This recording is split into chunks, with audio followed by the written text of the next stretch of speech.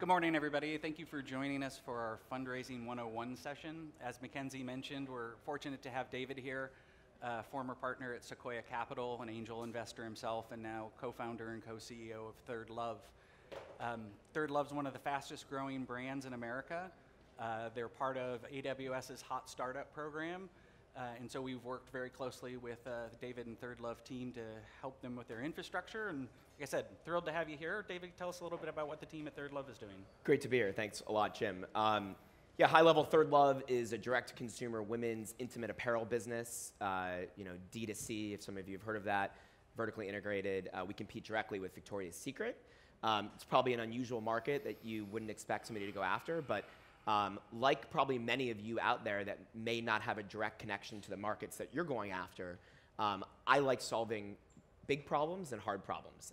And intimate apparel is a product that's worn by half the world, really.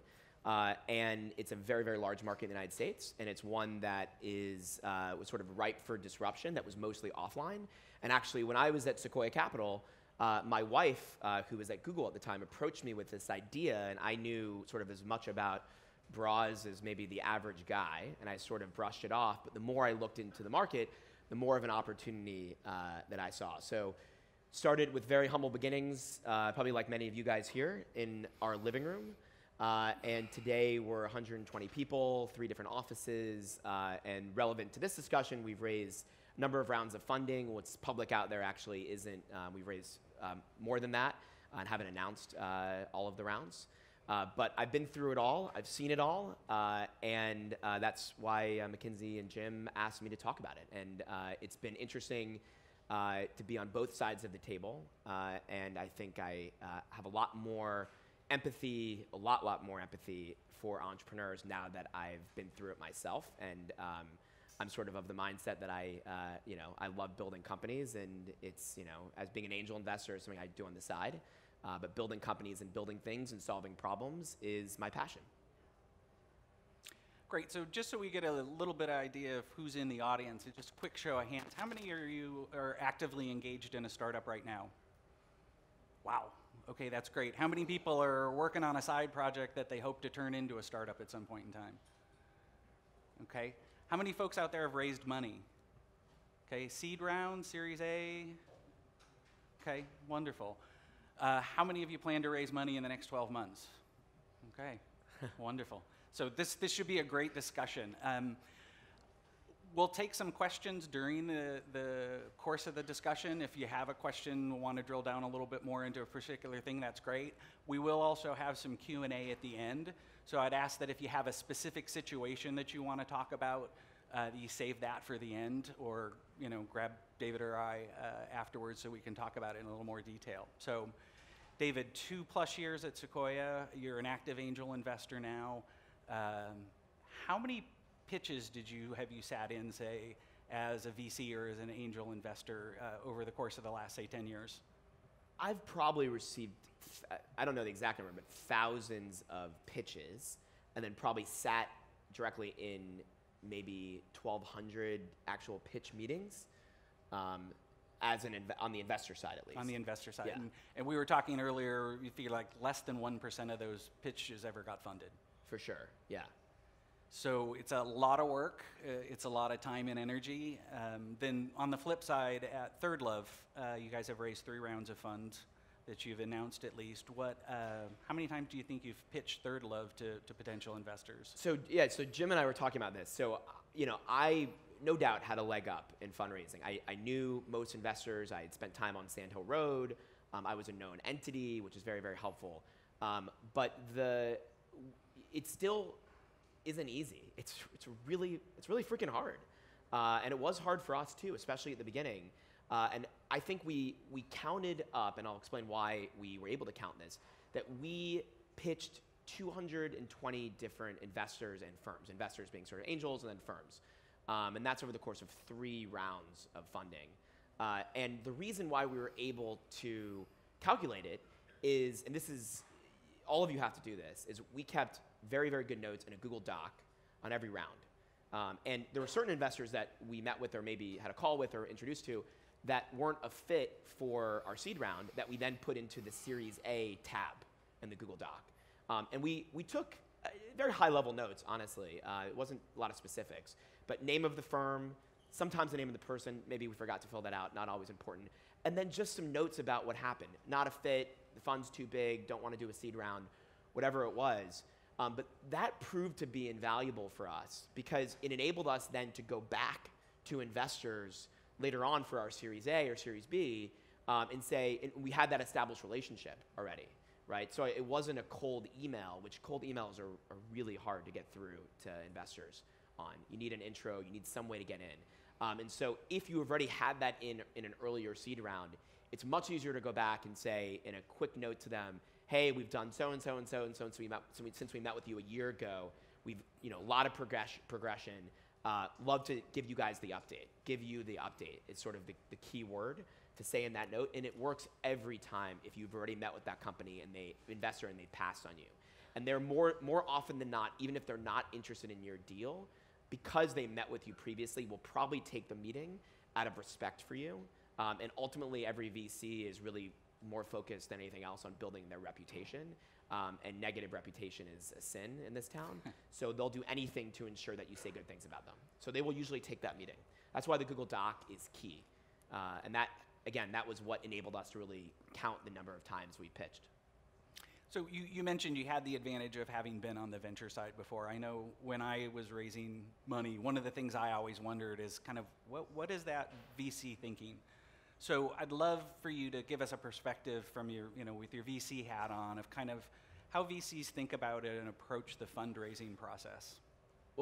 Well, I think it's VCs think about it with, teams, market size or TAM, total addressable market, and then the opportunity or the product that the company's developing, and then the opportunity. Opportunity being you're raising $10 million on a $40 million pre, whatever it is. So that's the opportunity side of it. And that's usually last, right? If you're lucky to get to that point, if they're actually considering what the deal terms are. The way sort of we think about it when we raised for our company was we needed to initially, certainly for the seed round, which is always the hardest. It really is, especially these days because there are so many companies. Thankfully, out there, a lot of entrepreneurs starting businesses, but that means there's a lot of noise with businesses that aren't very good, that are bugging and bothering VCs and angels. So you got to get through that noise. And I think it really comes down to, are you solving a big problem, right? Whatever it is. Maybe it's something that's obvious, maybe it's not. But if you do send a cold email, which we can talk about in a second about trying to find ways to not have to send that cold email. But if you do, get to the point super quickly, right? And it's really, we're solving this problem in this size market. We're X, Apple, blah, blah, blah, blah, blah. Love to find 25 minutes on your calendar over a coffee to tell you a bit more. Don't suck them into love to pitch you, love to whatever. Just make it really easy. Just want to tell you more high level. It's only going to be 30 minutes of your time. We can jump on the phone, whatever it might be. But you got to make it really, really clear. And it ultimately is about, are you solving a big problem? Is the product good? So do you have any, at least initial traction? These days, it is really, really important to go out there at least with something, some metrics, some numbers, something to that extent. And then is your team, okay? But team really, surprisingly, actually kind of comes last. Really, that's interesting because you hear lots of talk about team. Well, certainly if you're starting a company, team, and that matters so much. And I've heard a lot of negative stories about co-founders gone bad. And actually what I recently learned about is there's counseling, just like there's couples counseling, marriage counseling for co-founders. You probably didn't know that existed. I didn't know that existed either, but I've met two entrepreneurs, one that runs a restaurant business in San Francisco and another one that runs a tech company, and they're in co-founder counseling. So choose your team wisely. Yes. I wouldn't recommend having lots of co-founders. That tends to lead to issues. It's kind of inevitable that somebody won't work out.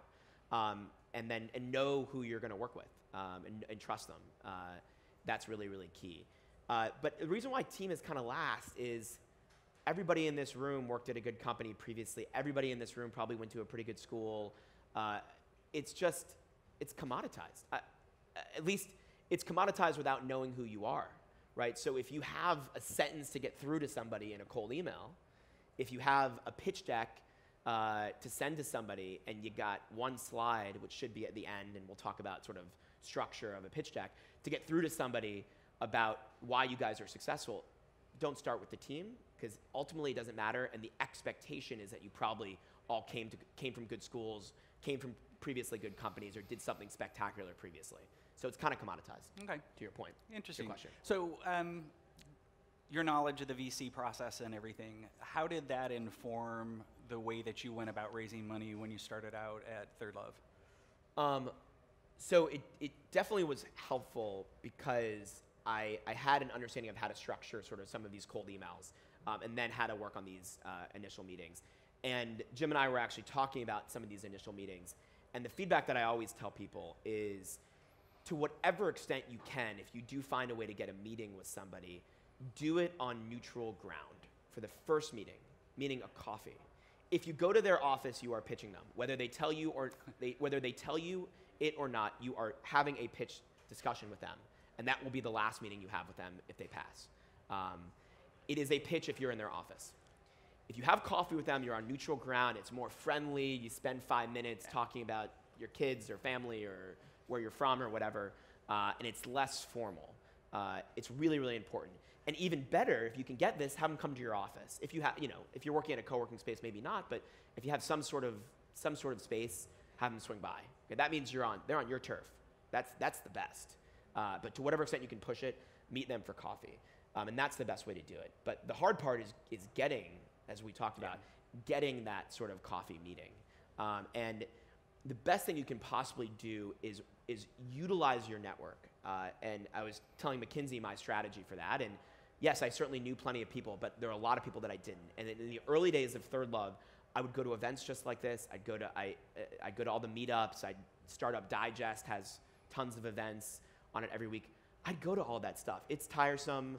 I'm a pretty sociable person, so I'm not afraid of doing that stuff, but I still didn't love it. And I actually kind of get a little shy sometimes in some of those situations. And I force myself to go to those things, and I force myself to work the room. And let me tell you what I did when I worked the room, right? You're there for one reason. Your time is your company's time. You are responsible for your time to your investors, if you have any, and to your co-founders and employees. So use it wisely. And I would work the room, and I would go, and I'd meet somebody. Hi, I'm Dave. Nice to meet you. What do you do? And they'd say, oh, I'm building so-and-so company. And I'd say, oh, great. I've got to go get some food. I would just hunt the room for investors, right? And I'd hit the jackpot if I met an investor. And then I'd have the conversation, right? And once you get that, so pass on all the other entrepreneurs, sorry, to your, and any networking you plan to do here. But find the investors, seek them out. They're in the room. They go to these events too, looking for companies. And then when I had that meeting, I had my elevator pitch down. Practice in front of a mirror, practice in front of co-founders, your spouse, whoever it might be. Have it down, and don't be too salesy, right? They're there networking, cocktailing, whatever it is, casually, right? So you tell them what you're doing. Yeah, I'm Dave. I was at Sequoia. I was at Google before that, and you were building a company in this space and doing this and this and this, and yeah, things are going well. We're just, off to the races, building the initial product. Great, so I wouldn't sell it hard. And they'd be like, oh, that sounds, all of them will say whether they're lying or not. They say, that sounds really interesting, okay? And then you say, yeah, it's really great, and then I'd hit them with my elevator pitch, which I practice, which is, we're solving this problem, we're doing this. An elevator pitch is 30 seconds, maybe less, if you can really hone it down. Write it out on your computer, work on the words of it, and memorize the shit out of it. It's really, really key, because you're going to use it all the time. And I've actually, as a result of sort of those initial skills that I taught myself, I have raised money in the most unusual places. I was on a surf trip with a bunch of guys in Nicaragua, and a guy that I met out on one of the waves said, oh, he's from San Francisco. I said, that's so cool. That's awesome. And then, I met him back. It was this big hotel, so it wasn't like I would have seen him easily. We met back and just kept talking, and I kind of realized, into the conversation, we were just casually talking like friends. He's like, oh, yeah, I run this big family office. My family has a lot of money. And yeah, we angel invest on the side too. I was like, jackpot. And then I give him the overview of the company. We followed up. I emailed him that night and said, hey, it was great meeting you. Just want to make sure we connect over email so it's formalized. And then he swung by our office 2 weeks later, and he put $250,000 into our A round. So it's just like, get the word out there, tell everybody who you are, tell everybody you're raising. You are no longer Justin or David or whoever. You represent your company everywhere you go. So it's interesting, we didn't talk about this earlier, but one of the things that comes to mind now that you mention that is did you have a target list of VCs that you had sort of vetted that you would take money for, you knew were interested in investing in kind of the retail and clothing, or was it kind of go out and talk to everyone? I think we did, and I would absolutely look at when somebody else got funded in the fashion space or the direct-to-consumer space broadly. I would follow that. I definitely very closely read Fortune. Fortune has a really good sort of startup newsletter, and Axios does, written by Dan Primack. I still read them. Yeah. I get 2 of them a day, and I try to read them either at night or in the morning during my commute.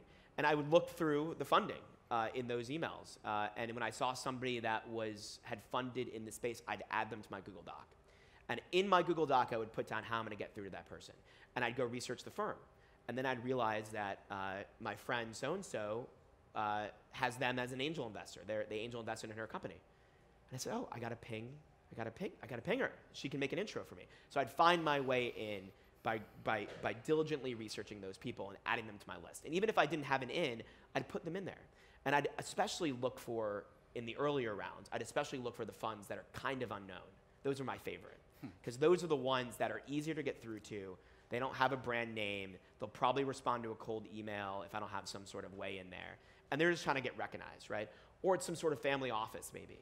Or it's just somebody that isn't a brand name firm. So my target list really, yes, of course I would love to meet with Sequoia or Andreessen or NEA or whatever. But that's a harder one to get through to without an intro. The best ones are the unknown names, the firms you've never heard of, right? That potentially aren't even in Silicon Valley. Those are awesome usually. They are hungry for what we're doing in Silicon Valley. And they get really giddy and excited when they receive an email from a Silicon Valley company that's raising money. So look for those types of people. Yeah, I think I mentioned that because I think it's important for you to understand that most VCs have an investment thesis. They have areas that they're real comfortable in. Many of them have areas that they won't invest in it at all. I get lots of requests for, hey, can you give me an introduction to Sequoia? And my first question back to the entrepreneur is always, why Sequoia? Like, what is it about your company that makes you think that it's a good match for the investment thesis at Sequoia? And you need to be able to answer that question because you'll get that question. And if you don't do your research, you wind up potentially pitching to a bunch of VCs that are never going to invest in your space. So do some research, figure them out. I think the smaller venture firms, as David said, are very interesting. Another newsletter I read, Strictly VC, is a good one. Very often you'll see a couple of progressive partners leave large firms, go raise their own fund, and it's two former tier 1 VCs now have a $100 million fund and they're looking to do interesting seed investments. Those are the people I love. Yeah. Charles from Precursor Venture, who was in here earlier, had been at Softtech VC, left, raised his own fund. That's the kind of person that I'd want to raise seed fund from. Yeah. Well, I think I try to be really tangible whenever I talk about this because that's just, that's what I've been through it all. So, and made a lot of mistakes too. So the best way, if you want Jim to give you an intro, you want me to give you an intro, you want somebody to give you an intro, make it easy for them, okay? And make it easy to forward your email to that firm or to that angel without even having to respond back to you. So let me give you the formula for the email. Hi, Jim. I'd love to send you a quick email, a forwardable style email, and I'll send it under separate cover, under a separate email. If you could just forward that on to Charles, that would be great, and I'd really appreciate it. I think he might have an interest in my space because he's really interested in direct-to-consumer companies, and he's made 2 investments previously there. And then the next email is it looks like it's an email that you just wrote without any prior intro, right? But you send it right away. And Jim probably hasn't even seen your first email yet, right? Which is you kind of asking for it. The second email says, hi, Jim. It was really great talking to you at Startup Day at AWS. I'd love a quick intro to Charles. We're doing some exciting things, and he's made some other investments in the space. We're building a blah, blah, blah, blah, blah, and doing so-and-so. We're a team out of Apple and Google, and we are going to be looking in the next couple months to raise a seed round. We previously closed a small friends and family round and have made a ton of progress since then. Attached is a quick executive summary of the company or some sort of overview. I wouldn't attach the whole deck. It's a little too much, and your deck might not be great at this stage either. Maybe just a quick overview. And the important thing that you've just done, and you should copy that email many, many times, actually, and I'll explain that tactic. But the important thing that you've now done is you've made it easy for this man who's very busy or anybody else to easily forward it to somebody else without putting himself out there. Hey, Charles, let me know if this is of interest to you. That's all he's going to say. There's no tee up. Charles is going to write back, no, I'm not interested. And then that's all you're going to hear. Maybe Jim will write you back and say, sorry, Charles isn't interested. You've made it really, really simple for him. Yeah. But the easy thing, too, especially if you maybe had met with Jim previously and Jim said, yeah, I can give you an intro to these 4 firms.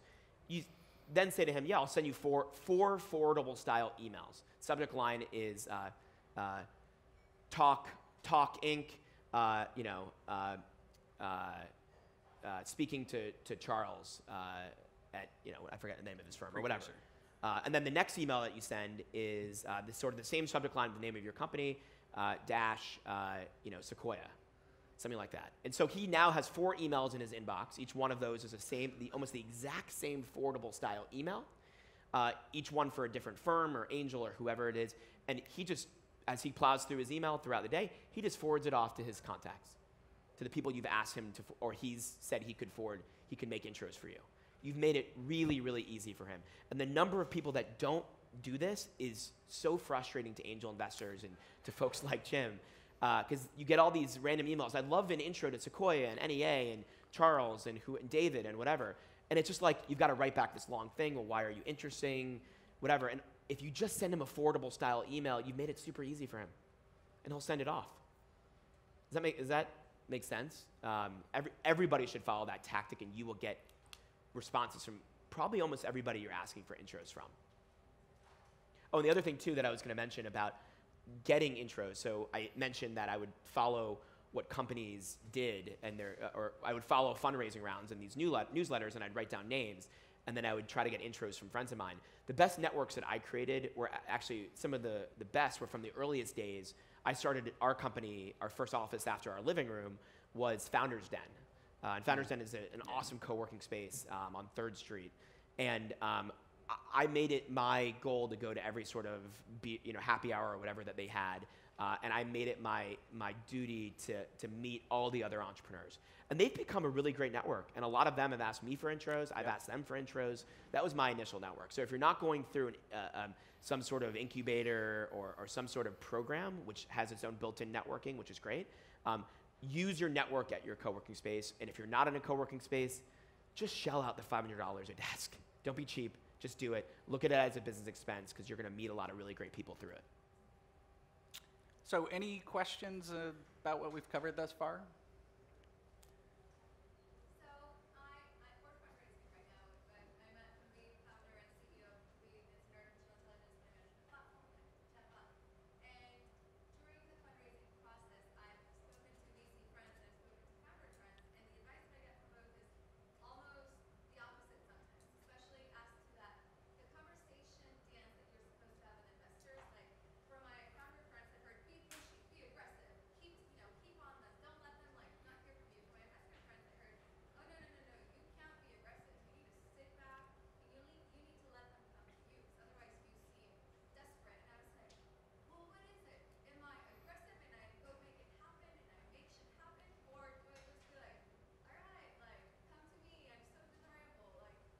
Yeah, so I think you got to make shit happen.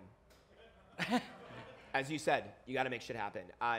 There's maybe in a later round or later stage like where we're at today, yeah, I can put together a pretty competitive process where people are bidding for my company, and I've got interest in. I do get a lot of interest inbound, which I'm very happy to finally be at this point, and it's taken a lot of hard work. And we walked through what I refer to as the valley of death to get here, and we did almost die at one point, and every company walks through it. And hopefully you make it through the other side. but you gotta make shit happen. And I wouldn't say be overly aggressive, but if you're gonna send cold emails to investors that you think are relevant because for whatever reason you don't have an in, make it a really good cold email, and continue.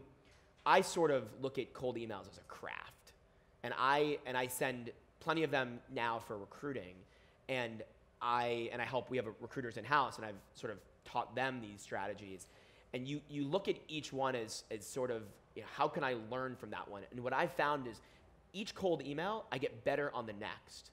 So I read it over, I'm like, no, maybe I shouldn't have said that. I could say that a little bit better, and each one gets better and better and better and better. I wouldn't be overly annoying, and if somebody's not responding to you, more likely they're not just on vacation and not looking at their email. They probably aren't interested, and then your only way in would be through an introduction, which again, that's the ideal solution. Yeah. And use it whenever you can. However, if you do have to send the cold email, make it really, really good, and don't be sort of over salesy, and talk Jim and I were talking about this earlier. At the end of the email, it's really the team. Start off with just the problem you're solving, the market, and quickly what you do. Make it one paragraph. Can I buy a coffee for you? 20 minutes. When investors work clear with you as to a no, so what I heard is that in Silicon Valley, investors are so polite that they don't say no. How did you get a clear answer as to, so are you interested or are you not interested? Because time is money. I don't Totally. have time. It's super infuriating, and it's total bullshit from investors, right? And I'll call them out all day long on it. The worst investors are the ones that don't get back to you. The best investors they'll just tell you no in the meeting. Yeah. And you clap for them, and you say thank you. Maybe you have some freaking sense for what I'm going through. So just thank you for just saying no. This is great. What a win. You might have passed on my business, but at least you didn't spend weeks never getting back to me. So look, if they're not going to get back to you, they're not interested generally. Certainly always send the follow-up email that says, thank you for your time. I really enjoyed it. Let me know if I can send you any follow-up data, or or if you want to meet some more members of the team. And if they don't respond back to that again, I would send another note and say, listen, I haven't heard from you. We're moving fairly quickly on our round. Make it up. Who cares if you're not? And just say, we're moving really quickly on our round. I'd love to know, if nothing else, I'd love to know that you're not interested, and totally understand that if you're not. Play the other side of the card, which is, please let me know if if you want to invest. Don't say that. Say, totally understand if you're not interested, but would just love to hear from you about it. But let them know that you're moving quickly on the round. Don't say we've got 4 term sheets, because everyone can read through that. Say we're moving really quickly on the round, and you seemed like a great fit and seemed really interested, but haven't heard from you in 3 weeks. And when you say haven't heard from you in 3 weeks, every VC gets super scared, again, because of their reputation. And the worst thing you can do is have a negative reputation out there. These VCs are like clock. They're like all the same, okay? They're like, you can literally read them. All of them care about the same sort of things. So you don't want to hint at the fact that they might get some sort of negative review on them on some website or something, or you're going to say bad things about them, which is not getting back to somebody is kind of a cardinal sin. Yeah, I think my advice to you would be persistent. Be persistent, not aggressive, but persistent. I appreciate that out of entrepreneurs. I get way more email than I can ever read. I love the fact that entrepreneurs will follow up and say, hey, I'm just bumping this up in your inbox to get you to look at it, because those are the ones that I pay attention to. I used to do a lot of business in Japan, and one of my mentors said to me, you really need to ask for things 3 times, because it's that 3rd time that you come back and ask, that's when they know you're serious, right? And I can't tell you how many times I get one email from somebody and I don't get back to them, and it falls down on my in-basket and it goes away because I'm just super busy. And when they bump that back up in my in-basket, I always respond, right? So be persistent. In terms of, your second question, I think unfortunately the no reply is the equivalent of no, not interested. That's how I read it. But Jim, most importantly though, the no reply on the cold email, if they just don't respond, they're not interested. So You can send a couple follow-ups or whatever it is, but don't take that to heart. And there's no reputational risk. And again, there's no reputational risk for the VC if they don't respond to the cold emails, right? But if they take a meeting with you and they don't respond, then there's real reputational risk. And that's when you sort of got them in a corner, which is, you say the right things in your follow-up note, they're worried about the reputational risk, and they will respond to you. So let's talk a little bit about timing. Yeah. So it's September 2017. I need to have my startup funded September 2018. I'm going to raise a $2.5–3 million seed round. What should I be doing now? And what do I need to do over the course of the next year so that I have money in the bank September 2018? I can quit my job at AWS and go follow my dreams. So work backwards from the cash out date. Cash out date, that's the key thing that you should be looking at. And cash out date is sort of ambiguous for early companies because, I can survive on ramen salary for a long time and whatever. But the real, some companies legitimately, because they might have salaries or whatever, truly do have a cash out date. But the real, if you don't have that because you're really early, then think about sort of, I need to be in market with more money so I can hire more and do X amount of things with $2 million or $1.5 million or whatever it is by this date, or I should pack up shop because I can use my time more effectively somewhere else. And I would think about that. You only live once. You only have one life to live. I actually was, total side note, my grandfather turned 100 years old yesterday. Yay. Crazy. It's awesome. Yeah, Grandpa Gary. And we celebrated his birthday over the weekend in Florida. And it sort of reminded me that you sort of only do live once. So if something isn't working, don't waste your time on it. Give it your best try. If you're not getting traction, if you can't raise funding, listen to what the market's telling you. Pivot and do something else, or go work at AWS for a while, come work for ThirdLove, whatever it might be. We are hiring a lot of people. And just spend your time wisely, learn some new things, and then go try again in a couple years. But look, I think that the important thing is to make sure that when you do think about the cash out date, you work backwards. And the general rule of thumb that VCs tell their entrepreneurs, if they're early investors, and you're trying to raise an A round, for example, is you should give yourself 6 months to raise a round. Hopefully it moves faster than that, but it takes a while. And if you really tee it up correctly, which is a bunch of coffee meetings early on to give people an update, which we're not really fundraising right now, even though you kind of are, but you're always in fundraising mode. ABF, always be fundraising. You kind of are always, and you should always be thinking about that. But have the coffee meetings if you can, because it makes it a little bit, it kind of greases the wheels for your ability to go out and put together a real round when, a month later after you have those meetings. But you should think 6 months out, if not further than that, because it can take a while. And again, it's, even if you have the contacts like I did, it's hard. I think one of the things I tell entrepreneurs is back to that always be fundraising, even if you're not. I found when I was out fundraising, it was much easier to raise money from people that already knew me. Totally. People that I had seen in the ecosystem, people that I'd spent some time with, had coffee with. I tell founders, if your first meeting with an angel investor or VC is a pitch, you're probably not going to get funding. It's really hard to get funding from somebody if you're a complete unknown. So have those early coffee meetings, seek advice, talk to people out in the ecosystem so that when you do need to go on that 6-month sprint to raise money, you've already got a network of people that you've met and talked to, and you're a familiar face to them. Because in the end, if it goes well, it's a relationship. It's a relationship between you as a founder and a venture capitalist or an angel investor. And they need to be comfortable that that's going to be a good, solid relationship. And some of that just comes with time. Really work your network. Treat it like your job. It is now. If you're a startup founder, it's your job. It really comes in handy when you're early because you need those contacts to help make intros, particularly to VCs, for you. In Gmail, both my personal Gmail and my work Gmail, I have labels for different people in different cities.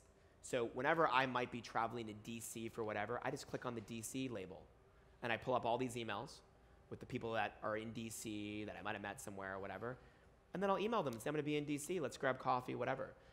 That's how I work it. New York is great. Lots of great investors there now. Same thing. I've got a lot of people in New York to meet with whenever I'm there.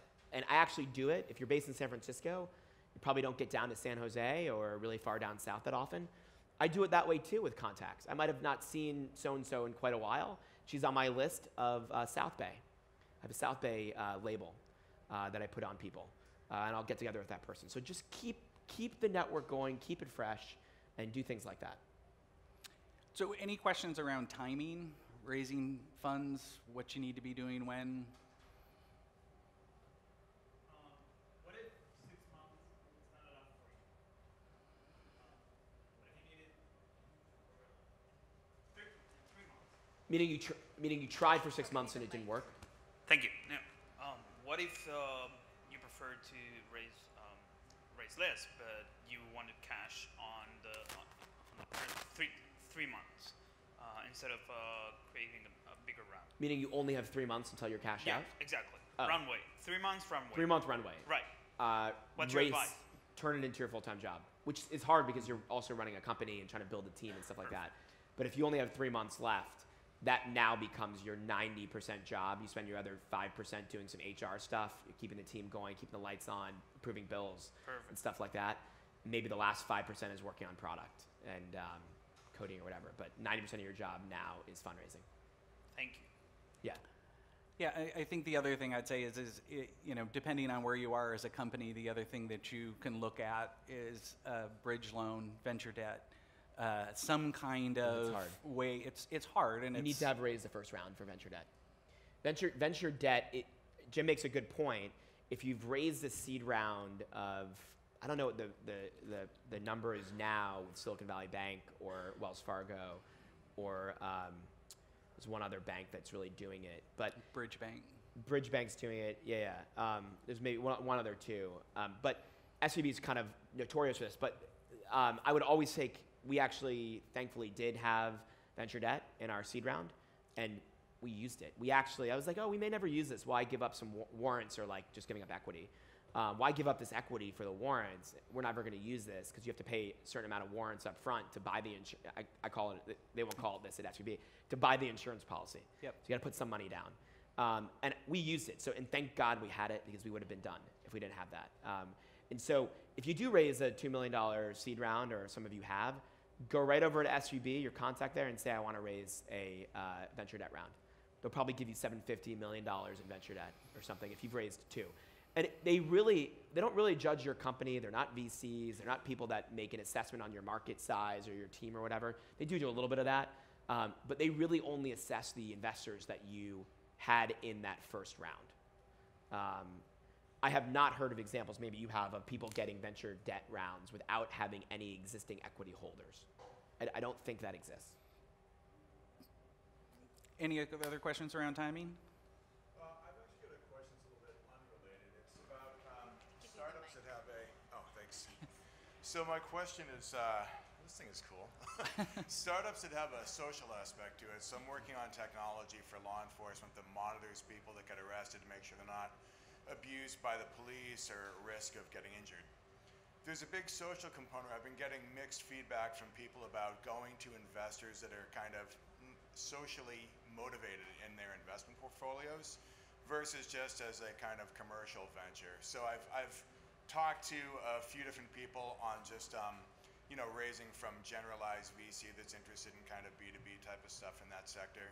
But I was also thinking about exploring people that are kind of, I guess, socially conscious investors. Do you have any experience in that area, and what is your opinion? So there are a number of investors that have that in their ethos, their mission statement. Honestly, it's like all bullshit. Okay? They're just trying to differentiate themselves, but it's the money that they give out is green. It's the same color. They're just trying to differentiate themselves in the market, okay, and raise more from limited LPs, which are the people that put money in. So yes, they might have some social component to the companies that they fund. There's probably almost every company out there can find a way to spin some social component about your company and what you're doing for data centers and saving energy or whatever it is. Find a way to do that if you're going into that pitch. right? If you know that so-and-so firm is interested in it. But at the end of the day, they're all trying to make money, right? That's their goal. They're not really out to help you. They're not like, we love building companies, or we're, what all the BS that VCs say, right? They want to make money. Right. That's the end of the day. So my advice to you is I would seek them out if you think for whatever reason they may respond to your business better because of what you do. That's great because your cold email or your intro is going to have better reception, and I would change your cold email or your forwardable email to make it to tweak it a little bit for that firm because they have some sort of social component to what they're doing. But I wouldn't overthink it. Everyone always asks, well, what kind of companies? Target everybody and anything that walks and has money. Like it's so just don't overthink it. Just go after everybody. It's hard. It takes a ton of meetings, lots of emails to eventually get cash in the bank. And the problem with fundraising, especially for your seed round, is it's a domino effect. It's the first investor in is so hard, really, really hard. And then once you get one, then you can use them as a reference. Well, so-and-so is in the deal already. Then that helps, and that person, by the way, that first investor should help make some intros for you. And then it's not cold, it's a very warm lead because, so-and-so is already an investor in your company. And then the next one falls a lot easier, the next one falls. And then all of a sudden you've got a lot of investors lined up and you're ready to close $1 million seed round or whatever it might be. So just don't overthink it. Obviously you can't email thousands and thousands of people, but so yeah, certainly, have a concentrated effort on who you're going after that may make sense. Don't go after a company that only invests in data centers when you're doing something different. That's obvious. But if they have some social good, just change tweak your pitch or what you do as a company to make it seem like you have a social good. Thanks very much. Yeah. Cool. And we're going to take one more question. So who is going to be the lucky person?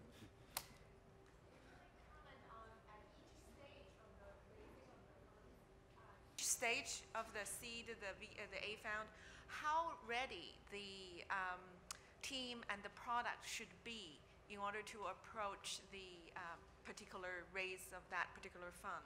Yeah. In other words, the very first investor, to what stage you have to fund yourself to that point and then approach, and then the next one and the next one. Would really appreciate that. So this is where self-reflection is really important. It ultimately depends on how good of a salesperson you are. So there are a lot of companies out there, and you've all seen them, and they come out of the gate and they raised a $25 million seed round or something crazy, and you say to yourself, what the fuck? Okay? I'm sweating my ass over here, and I can't even get $1 million in the door. And what did they do differently? They've spun an unbelievable story about what they're doing and how they're changing the world, and they're going to completely end, child hunger and who knows, okay? And we're going to eliminate cancer, whatever they're doing, right? They've spun some wild, grandiose story, or there's some known entity, right? They've founded companies previously, they've had big acquisitions, they're known people, okay? And that certainly helps. Probably you aren't, probably other people in this room aren't that. So it ultimately depends on how good of a salesperson you are when you decide to go out. As a rule of thumb, I would have early data. I would not go out with just a deck. The number of people in Silicon Valley that can go out with just a deck is very, very limited. There aren't a lot of people that can do that. So don't expect that you can do that. You need to get some early traction, some early data, to eventually then go off and be able to raise your round. Oh, you say, we did a pilot with 15 enterprise companies, and all of them purchased the product. And we already have $10,000 in monthly recurring revenue. Something like that is incredibly helpful to give yourself, to give credibility to what you're doing. And if you don't have that for whatever reason, because you can't or you need more money to actually build the actual product, you got to find some way to spin what you've done. You got to go in the spin zone, as they say on Fox News. You got to, not that I like Fox News, but that's what they say. You got to go into the spin zone and really spin it up. And it's going to be uncomfortable because you're exaggerating. And you're not really lying, you kind of are, but you got to get comfortable with it. I know people that aren't, and that's going to affect you and your ability to raise. You got to look at people in a straight face and say, we're building $1 billion business. Here's why, right? And here's the technology, which none of these VCs even understand. So they're not going to have any ability to do diligence on it. Okay. Here's why the technology that we've built is going to change the world, or change the data center, or change fashion, or whatever it is that you're doing. And you got to be able to look people straight in the eye and say that, and really spin it up if you don't have any initial traction or whatever to go after. And you probably should, even if you do have initial traction, you probably should really spin it too. Yeah, I think the general rule of thumb is be as far along as you can possibly be, because that's going to get you more interest and potentially a better valuation and a faster funding process. So Definitely. Stretch your cash as far as you can, and the more results you can show, it used to be 1 million users was kind of a threshold they look for. It's now 10 million users if you're talking about consumer applications, but stretch your cash as far as you can. Yeah, there's no necessary number for a lot of these companies, and plenty of companies do get funded with, even if they're not known or whatever, without those kind of numbers. That's a scary big number that Jim just named. But you've got to really be able to sell something big and a big vision. And again, the team doesn't necessarily matter. You can't bank on that. The deck is important. We actually were going to try to talk about that if we had time. The deck is important, and it needs to be good. But ultimately, it's your ability to sell. So you got to have really smart self-reflection about whether or not you're good at that. So thank you very much, everyone, for your time. We appreciate it. Thank you, David. It was wonderful. Thanks everybody.